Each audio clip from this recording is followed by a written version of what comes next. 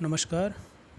मैं चेनाराम महला, assistant professor राजनीति विज्ञान, राजकीय बांगड़ महाविद्यालय डीडोना से BA द्वितीय वर्ष के विद्यार्थियों को भारतीय राज्य व्यवस्था के अंतर्गत आज उदार राष्ट्रवाद के बारे में जानकारी दे रहा हूँ। भारतीय राष्ट्रीय कांग्रेस के कालखंड को स्वतंत्रता से पूर्व हम 3 भागों में बांट सकते हैं। प्रथम, उदार राष्ट्रीयता का काल 1885 से लेकर 1905 तक।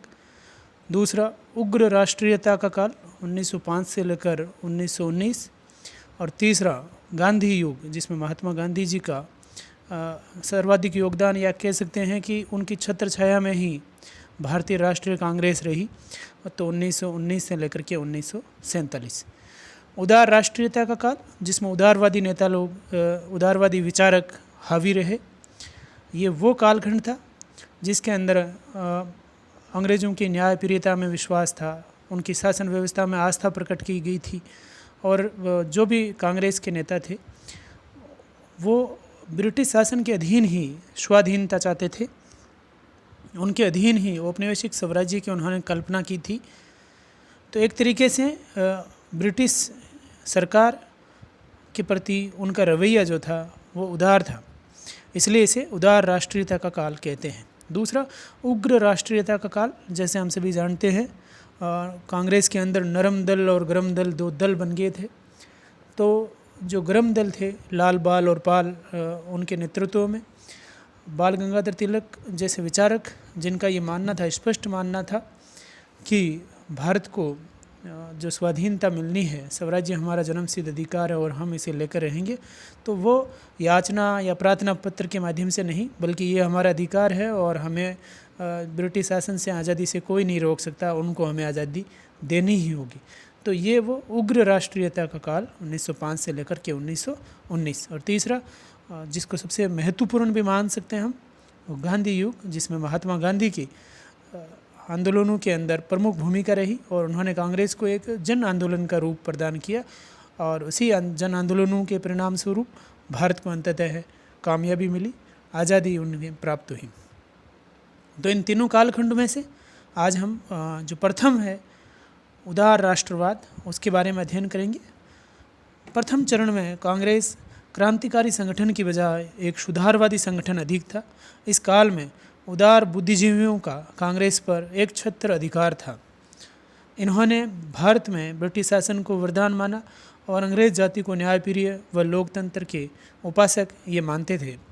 जो विचारक इसमें, या जो बुद्धिजीवी, जो नेता इसमें हावी रहे, उनमें है Gopal Krishna Gokhale, Surendranath Banerjee, Dadabhai Naoroji, Pherozeshah Mehta, A.O. Hume, W.C. Banerjee आदि। तो ये वो नेता है, ये वो विचारक हैं, ये वो बुद्धिजीवी हैं जिन्होंने कांग्रेस को उदारवादी रवैये के साथ में आगे बढ़ाने का काम किया। बहुत ही यूँ आसान नहीं है। आज के समय में हम कह सकते हैं कई प्रकार के आरोप इन पर लगा दें कि भले ही उन्होंने भिक्षावृत्ति की नीति अपनाई, लेकिन उस दौर में जब इतनी ज़्यादा दमनकारी नीति थी, अंग्रेज़ों का इतना ज़्यादा प्रभाव था, अंग्रेज़ों के पास में इतनी ज़्यादा पावर थी, तो उस दौर में खुल करके कोई भी संगठन जो है अंग्रेज़ों का विरोध नहीं कर सकता था। तो उन्होंने अपने हिसाब से आगे बढ़ाया इस आंदोलन को उदार राष्ट्रवाद के नाम से।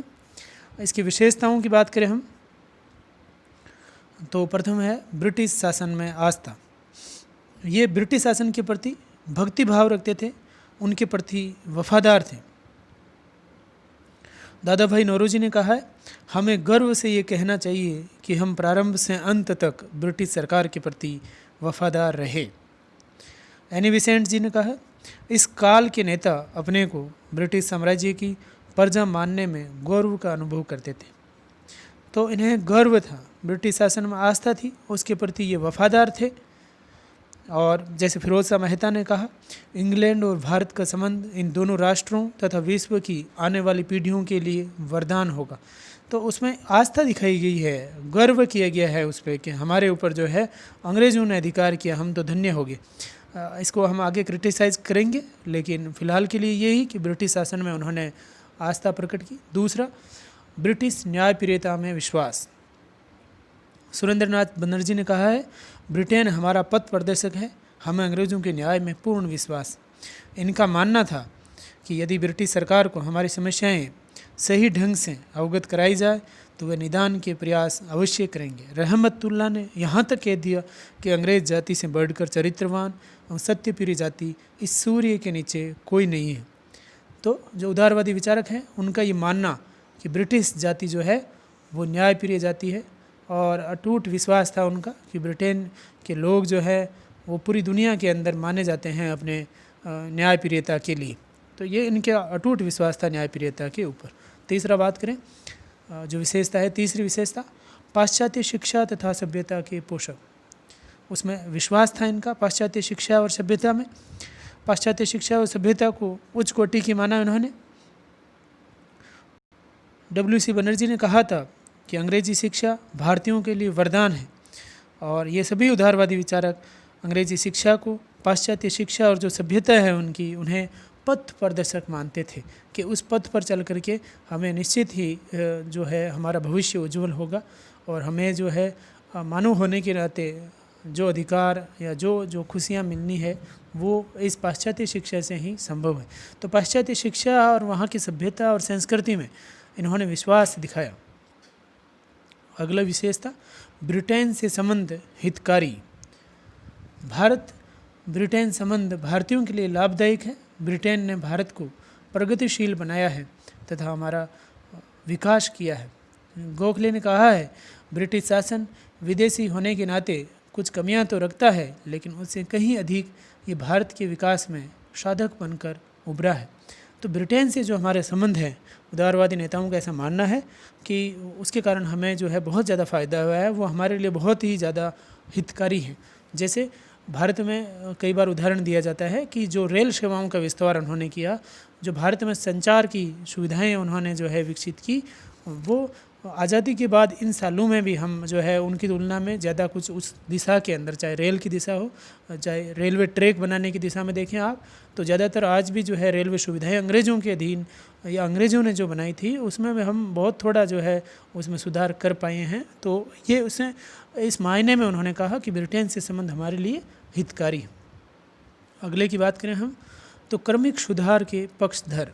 जितने भी उदारवादी नेता है वो क्रांतिकारी परिवर्तन के विरुद्ध थे। ये क्रमिक सुधार में विश्वास रखते थे। वे ब्रिटिश शासन के समक्ष अपनी मांगे शांतिपूर्ण तरीके से रखने में विश्वास व्यक्त करते थे। उनका मानना था, या उस समय की परिस्थिति हम ऐसे मान सकते हैं कि सभी लोग जो है ये कह दें कि हम बंदूक से आज़ादी ले लेंगे, तो वो प्रयास तो उन्होंने जो है भारतीयों ने 1857 में करके देख लिया। तो वो संभव ही नहीं था कि बंदूक के दम पे अंग्रेज़ों को उस दौर के अंदर, जब भारतीय राष्ट्रीय कांग्रेस की स्थापना हुई, हरा सके। कोई नहीं हरा सकता था, इतनी ज़्यादा जो है पूरी दुनिया में उनकी हुकूमत हुआ करती थी। तो ये क्रमिक सुधार के पक्षधर थे। धीरे धीरे हमारे पक्ष में माहौल बनाए जिससे जनता में जागृति आए और अंततः हमें स्वाधीनता अवश्य मिलेगी, ये उनका मानना था। अगला देखें, संवैधानिक तरीकों में विश्वास और ब्रिटिश शासन के अधीन ही स्वशासन की स्थापना। तो इनका संवैधानिक तरीकों में विश्वास था, जैसा ऊपर भी लिखा है, शांतिपूर्ण तरीके से विश्वास रखते थे। प्रार्थना पत्र, स्मृति चिन्ह तथा प्रतिनिधि मंडलों द्वारा मांगों को मनवाने का आग्रह करते थे। पंडित मदन मोहन मालवीय ने जैसे कहा है, हमें हमारे उद्देश्यों में कामयाबी नहीं मिली, फिर भी हमें पुनः याचना अवश्य करनी चाहिए। तो याचना करने की बात इसमें कही गई है कि याचना के माध्यम से, प्रार्थना पत्र के माध्यम से, स्मृति चिन्ह के माध्यम से प्रतिनिधि मंडल वहाँ भेज करके, और ये उनका संवैधानिक तरीकों में विश्वास था। क्रांतिकारी तरीकों में वे विश्वास नहीं रखते थे। और इसी के साथ ब्रिटिश शासन के अधीन स्वशासन की स्थापना, इन्होंने कभी भी पूर्ण स्वराज्य की मांग नहीं की। उनकी प्रमुख मांग थी विधान परिषदों में भारतीयों का प्रतिनिधित्व मिलना चाहिए, प्रशासन के उच्च पदों पर भारतीय भी होने चाहिए, अर्थात ये क्रमिक सुधार में विश्वास रखते थे। तो वो दौर हम पहले भी बता चुके हैं, इसमें कई सारी उनकी मजबूरियां रही होगी जिनकी वजह से खुल कर के वो लोग जो है स्वाधीनता की बात नहीं कर सके, और यही शायद उनकी सबसे बड़ी कमी भी रही। तो ये है उदार राष्ट्रवाद की विशेषताएं। अब बात करें हम इसकी कमियों की, या इसकी डिमेरिट्स, या इसकी मूल्यांकन करें हम, जब समीक्षा करते हैं तो क्या क्या इसमें जो कमियां हमें दिखाई देती है। प्रथम बात करें कमी की, तो ब्रिटिश सभ्यता व संस्कृति पर अनावश्यक विश्वास। भारतीय संस्कृति की अपेक्षा ब्रिटिश संस्कृति को महान बताने से राष्ट्रवाद की भावना कमज़ोर हुई और राष्ट्रीय आंदोलन की गति जो है वो धीमी हुई। भारतीयों में आत्मविश्वास में कमी आई और आम जनता के जो कि ये मानते थे और आज भी हम मानते हैं कि भारतीय संस्कृति दुनिया में श्रेष्ठ है, तो उनके सामने जब अंग्रेज़ संस्कृति पर इतना ज़्यादा विश्वास किया गया, उनको जो है महान बताया गया, तो निश्चित ही लोगों की में ये जो है हम कह सकते हैं राष्ट्रवाद की भावना जो है वो कमज़ोर होती है। तो ब्रिटिश सभ्यता व संस्कृति पर अनावश्यक रूप से ज़्यादा विश्वास करने के कारण राष्ट्रवाद की भावना जो है वो कमज़ोर हुई। दूसरी कमी की बात करें, ब्रिटिश शासन को न्यायप्रिय बताने की धारणा गलत। ये कहना कि अंग्रेज़ लोग स्वतंत्रता के पुजारी है अतः वे भारत में लोकतंत्र की स्थापना करेंगे, उनकी सबसे बड़ी भूल हम मान सकते हैं। उन्होंने भारतीयों की स्वतंत्रता का हनन किया था। तो ये सोच जो कि अंग्रेज़ जाति न्यायप्रिय है, जलियांवाला बाग से लेकर के और कितने ही, वो तो स्पष्ट है, दिखता है हमें। उसके अलावा हम देखें तो बहुत सारे ऐसे उदाहरण मिलते हैं जब अंग्रेज़ों ने जो है भारतीयों पर बहुत ज़्यादा अत्याचार उन्होंने किए थे और आज भी हर छोटा बड़ा शहर उनके अत्याचार का जो है वो गवाह वहाँ अपने को मिल जाएंगे। तो अंग्रेज़ जाति न्यायप्रिय बताना ये बहुत ही, मैं कहता हूँ कि गलत बात उनके द्वारा कही गई। पूरी दुनिया के अंदर उन्होंने हुकूमत लोकतंत्र की स्थापना के लिए नहीं बल्कि शोषण करने के लिए की थी, आर्थिक शोषण करने के लिए और जो है कह सकते हैं कि सांस्कृतिक शोषण करने की उनके द्वारा कोशिश की गई। तो ब्रिटिश जाति को न्यायप्रिय बताने की धारणा जो है वो पूर्णतः गलत है। अगली कमी की बात करें तो उदारवादी साधन निष्प्रभावी। जो उदारवादी साधन उनके द्वारा अपनाए गए, क्षमा याचना, प्रार्थना द्वारा राजनीतिक व प्रशासनिक सुधार की भीख जो मांग रहे थे, जो पूर्ण रूप से भारत के प्राचीन मूल्यों व आदर्शों के खिलाफ थे। तो किसी से ये कहना कि हमारा जो है, जैसे बाल गंगाधर तिलक ने कहा, ये हमारा अधिकार है और उसके लिए हम उनसे जो है याचना करें, उनके सामने जो है हम भिक्षा मांगे कि हमें जो है प्रतिनिधित्व दे दीजिए, क्योंकि भारत में शासन चलाने के लिए और भारतीय जो प्रशासन के अंदर हमारी भागीदारी बढ़ाने के लिए हमें उनसे जो है याचना करनी पड़े, तो उसको हम कैसे सही बता सकते हैं। तो जो उदारवादी साधन उनके द्वारा अपनाए गए वो निष्प्रभावी मान सकते हैं हम, निष्प्रभावी रहे भी ज़्यादा फायदा उनका हमें नहीं मिला। अगला, त्याग व बलिदान की भावना का अभाव। राजनीतिक, सामाजिक, आर्थिक एवं सांस्कृतिक सुधार की अभिलाषा इनमें ज़रूर थी, लेकिन इसके लिए जो त्याग व बलिदान की आवश्यकता पड़ती है इस भावना का उदारवादियों में नितांत अभाव था। तो जो त्याग व बलिदान की जो भावना जो है होनी चाहिए, जैसे कि भगत सिंह, सुभाष चंद्र बोस, इन लोगों ने जो दिखाई आगे चल करके, वो भावना हमें इन उदारवादियों में नज़र नहीं आती और इनके बिना जो है जो भारत में जो सुधार जो जिनकी कल्पना जो की जाती है वो संभव ही नहीं था। अंतिम कमी की बात करें तो सीमित प्रतिनिधित्व। उस दौर के अंदर जो नेतृत्व था वो सीमित था, मात्र समाज के छोटे से शिक्षित वर्ग से ही लोग जो है भारतीय राष्ट्रीय कांग्रेस से जुड़े हुए थे। आम आदमी जो है उसकी पहुंच वहां तक नहीं हुई थी और इस जो आंदोलन जो था वो जो है देशव्यापी नहीं था, तो सीमित प्रतिनिधित्व था। तो इस प्रकार हम कह सकते हैं कि संपूर्ण भारतवर्ष का प्रतिनिधित्व है भारतीय राष्ट्रीय कांग्रेस को उस दौर के अंदर, जब तक कि उदारवादियों का इस पर शासन अधिकार रहा, उसको हम नहीं मान सकते। ये कुछ कमियां जो है मैंने बताई है, इसके अलावा भी बहुत सारी कमियां हो सकती है, जो हो सकता है आपको ध्यान में आए तो वो भी आप इसमें जोड़ सकते हैं। अब उदारवादियों में इतनी कमियां भले ही अपन बता दें, पर उनका योगदान जो है भारतीय राष्ट्रवाद में उसको हम भुला नहीं सकते, इसको नज़रअंदाज नहीं कर सकते। ये नहीं कह सकते कि उनमें सारी कमियां हैं, कुछ तो उनका जो है आउटपुट निकल कर जो आया सामने, उसमें से कुछ हमारे लिए पॉजिटिव चीज़ें भी निश्चित तौर पर रही, जिनकी वजह से आगे चल कर के जो है हमें आज़ादी मिली। उदारवादियों का भारतीय राष्ट्रवाद के उदय में योगदान, प्रथम जो उनका योगदान हम बात करें तो वह है भारतीयों को राजनीतिक शिक्षा प्रदान करना। जब तक भारतीय राष्ट्रीय कांग्रेस नहीं थी, उससे पूर्व तक भारत में ऐसी कोई भी संगठन या नहीं था, कोई भी इकाई जो कि अंग्रेज़ों के खिलाफ में या अंग्रेज़ों के सामने खड़े होकर के ये डिमांड कर सके कि हमें ये चीज़ प्राप्त होनी चाहिए या हमें जो है इस चीज़ के अंदर हिस्सेदारी चाहिए। तो वो कार्य जो करने का काम किया है वो निश्चित तौर पे इन उदारवादियों ने किया है। इनके प्रयासों से ही राजनीतिक तौर पे जो है भारतीय मजबूत हुए। दूसरी जो इसमें से अच्छी बात निकल के सामने आई वो है 1892 का इंडियन काउंसिल एक्ट। इस एक्ट ने भारतीय व प्रांतीय विधान परिषद में सदस्यों की संख्या बढ़ाई, व बजट पर बहस का अधिकार जो है भारतीयों को मिला। तो निश्चित तौर पर अधिकारों में वृद्धि हुई और भारतीयों की जो संख्या है जो केंद्रीय परिषद है उसमें और प्रांतीय विधान परिषद दोनों में के अंदर ही बढ़ाई गई। तो जहाँ एक तरफ प्रशासन के अंदर ज़्यादातर लोग जो है वो यूरोपियन थे, वो ब्रिटिश थे, उसमें अब भारतीयों को भी उसमें शामिल किया गया और बजट पर बहस का अधिकार प्रांतीय विधान परिषद के सदस्यों को दिया गया। तो निश्चित तौर पर इसमें फ़ायदा हुआ। तीसरी अच्छी की बात करें, अच्छाई इसमें जो निकल के सामने आई वो है ब्रिटिश सरकार की कमियों को उजागर करना। उदारवादियों ने अंग्रेजों को विश्वास में रखते हुए धीरे धीरे उनके विरुद्ध जन आंदोलन की रूपरेखा तैयार की, जिससे जनता में ब्रिटिश शासन के विरुद्ध असंतोष की भावना उत्पन्न होने लगी। तो उनके द्वारा लगातार मांग करना और अंग्रेजों द्वारा उनको ठुकराना, फिर वापस पुनः मांग रखना, तो लोगों के अंदर ये भावना हो गई कि जो है ये लोग जो उदारवादी है वो भारत के लिए कुछ करना चाहते हैं, लेकिन अंग्रेज़ लोग जो हैं वो हमारे प्रति सकारात्मक नहीं होने के कारण जो है इनकी मांग नहीं मान रहे।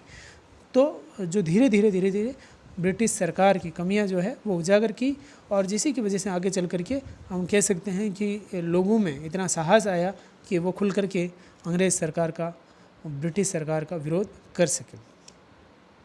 चौथा बिंदु जो है वह है राष्ट्रीय आंदोलन की नींव रखना। उदारवादियों के प्रयासों से धीरे धीरे ब्रिटिश जाति की न्यायप्रियता में लोगों का विश्वास उठने लगा, वह राष्ट्रीय आंदोलन की भावना प्रबल हुई। तो राष्ट्रीय आंदोलन की भावना इससे प्रबल हुई, इस चीज़ के अंदर भी इनका बहुत योगदान हम मान सकते हैं। अंतिम, संवैधानिक साधनों को अपनाना तर्क संगत। यदि वे उग्र हो जाते तो उनका आंदोलन भी 1857 की क्रांति की तरह दबा दिया जाता। उस समय तक संपूर्ण भारत में जागृति नहीं आई थी। तो जैसा हमने पूर्व में भी कहा है, उस समय काल और परिस्थितियाँ उस समय ऐसी थी कि हम ये कह सकते हैं कि सभी लोगों को बंदूक के द्वारा वहाँ पे खड़े करना या आज़ादी मिलना जो है संभव नहीं था। इसी वजह से उन्होंने ये रास्ता अपनाया होगा। तो ये था उदार राष्ट्रवाद, उदार राष्ट्रवादियों के योगदान किस प्रकार से उदार राष्ट्रवाद जो है, क्या उसकी अच्छी बातें रही, क्या विशेषताएं रही, क्या उसमें कमियां निकल के सामने और किस प्रकार उनका योगदान हम मान सकते हैं। तो अब इसमें से कुछ प्रश्नों की बात करें तो प्रथम प्रश्न, उदार राष्ट्रवाद के समर्थक नेताओं के नाम बताइए। दूसरा, उदार राष्ट्रवाद का भारतीय राष्ट्रवाद में योगदान लिखिए। तीसरा, उदार राष्ट्रवादियों की पद्धति को राजनीतिक भिक्षावृत्ति क्यों कहा गया। चौथा, उदार राष्ट्रवाद की विशेषताओं को बताते हुए इसका मूल्यांकन कीजिए। तो बहुत सारे प्रश्न बनते हैं, मैंने तो मात्र इसमें से 4 प्रश्न लिए, इसमें से कई छोटे बड़े प्रश्न आप ले सकते हैं जो कि आपके जो है बीए के अंदर द्वितीय वर्ष में भी काम आएंगे और कोई भी आप जो है जो कंपटीशन की एग्ज़ाम देंगे तो उसमें भी आपको इसमें से निश्चित तौर पे मेरा मानना है कि आपको फ़ायदा इसमें मिलेगा। तो ये सारी चीज़ें आपको ध्यानपूर्वक इसको आपने सुना, उसके लिए आपका बहुत बहुत आभार, धन्यवाद।